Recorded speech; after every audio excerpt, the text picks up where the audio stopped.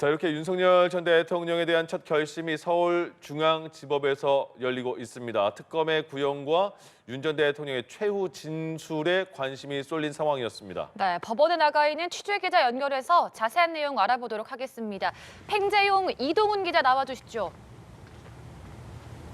네, 서울중앙지법에 나와 있습니다. 말씀하신 것처럼 지금 이 시각 제 뒤로 보이는 서울중앙지법에서는 윤석열 전 대통령에 대한 첫 번째 결심 공판이 진행이 되고 있습니다. 지금 재판이 오전 10시 10분부터 시작해서 빠르게 진행되고 있는데 자세한 내용 사회부 법조팀 이동훈 기자와 함께 이야기 나눠보도록 하겠습니다. 자, 이 기자, 저희가 조금 전에 방송을 할 때까지만 해도 오늘 구형이 오후에 나올 것 같다 이렇게 전망이 많이 나왔었는데 지금 벌써 구형이 이뤄졌습니다. 오늘 오전 재판 상황 먼저 정리해 주시죠.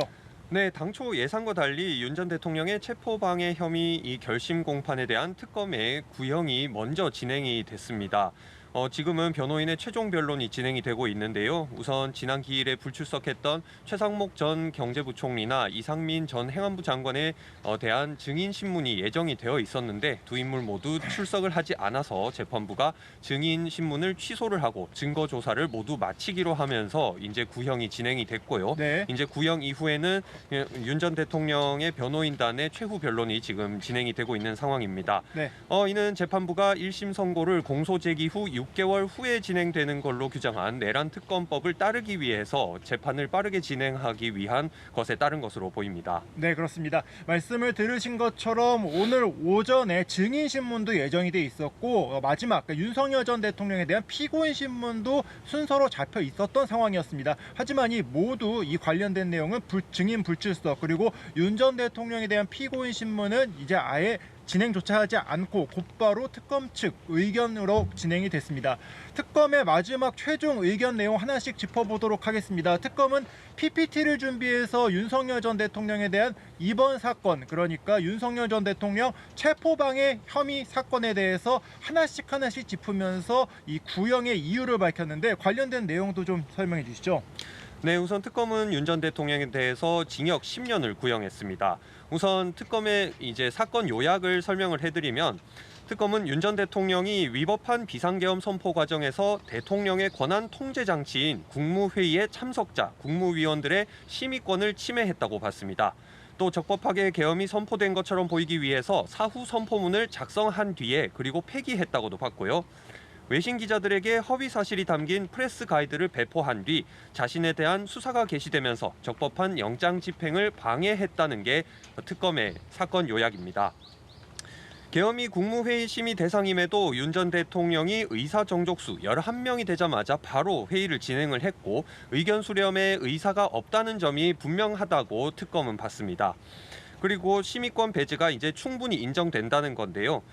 사후 선포문과 관련해서는 이 문서는 국무회의를 거쳐서 비상계엄이 정상적으로 선포됐다는 내용을 담고 있어서 명백한 허위라는 게 특검의 입장입니다.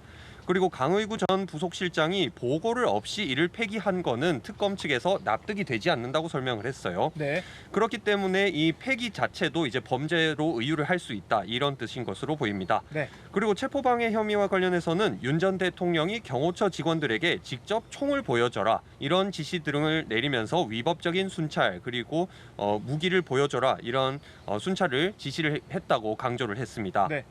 인간 스크럼을 짜는 것도 실제로 지시가 있었다 이렇게 판단을 했죠. 그렇습니다. 인간 스크럼을 포함해서 무기를 보여줘라 이런 등의 위법적인 순찰을 지시했다는 건데 특히 국가원수인 윤 전 대통령이 경호처를 사병화해서 법원이 발부한 영장 집행 자체를 막는다는 게 형사사법 시스템 자체에 대한 도전이라는 게 특검의 입장입니다.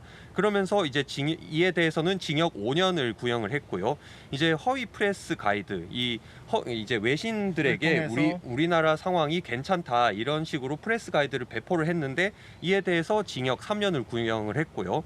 이제 국무위원의 심의권 침해 이는 이제 징역 2년 이렇게 구형을 해서 도합 징역 10년을 구형을 했습니다. 네, 그렇습니다. 지금 현재 진행되고 있는 재판은 윤석열 전 대통령의 본류 사건이라고 할 수 있는 내란 우두머리 사건이 아닌 지난해 작년 이맘때였죠. 윤석열 전 대통령이 공수처에 체포 방해를 했던 것이 주가 되는 그 다른 사건을 지금 현재 진행되고 진행되고 있다. 이렇게 보시면 될 것 같고 구형이 총 10년이 나왔습니다. 특검은 구형을 할 때 각 혐의별로 나눠서 했는데 체포방해와 관련돼서는 징역 5년을 구형했고 외신 기자들에게 허위 사실을 전파한 혐의는 징역 3년, 그리고 허위 비상계엄 선포문과 관련돼서는 징역 2년, 이렇게 해서 각각 도합 징역 총 10년을 구형해달라고 재판부에 요청을 했습니다.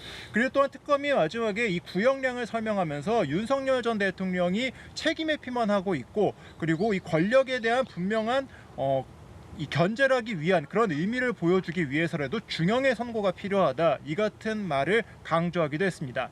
자, 이제 다음 특검이 이제 모든 구형을 마친 뒤에는 현재 윤석열 전 대통령 측 변호인단의 최후 변론이 이제 진행이 되고, 이 뒤에는 윤석열 전 대통령의 최후 진술이 있을 예정입니다.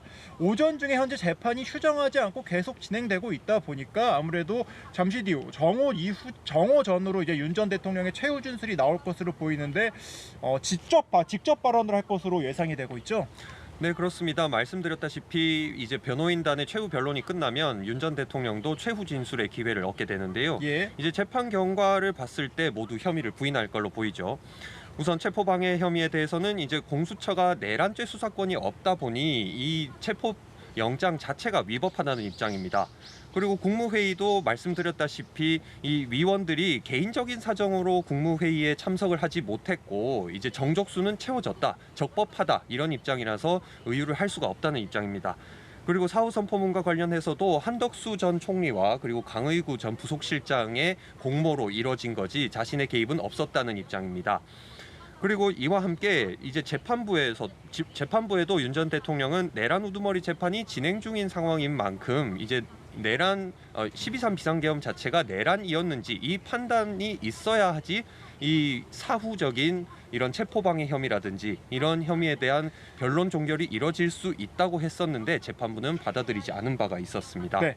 이번에 이제 잠시 뒤에 윤석열 전 대통령이 최후 진술을 하게 되면 그 내용도 저희가 취재를 해서 알려드릴 예정인데, 아무래도 이제 오늘이 내란 재판 같은 경우에는 중계로 또 확인할 수 있지 않겠습니까? 이 내란 특검법에 의해서 내란 재판은 현재 녹화 중계로 공개가 되고 있는 상황인데 영상은 한 언제쯤 들어올 것으로 보여집니까?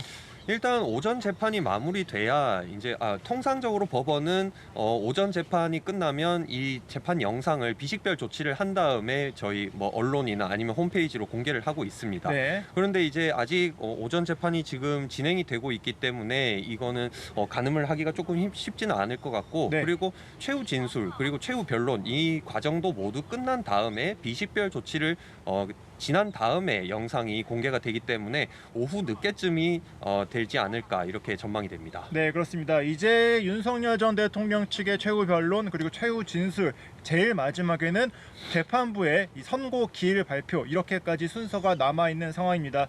지금 현재 저희 연합뉴스TV에서는 관련 내용을 실시간으로 취재해서 전해드리고 있는데요. 재판의 진행 상황 좀 더 들어오면은 다시 한번 전해드리도록 하겠습니다. 지금까지 서울중앙지법에서 전해드렸습니다.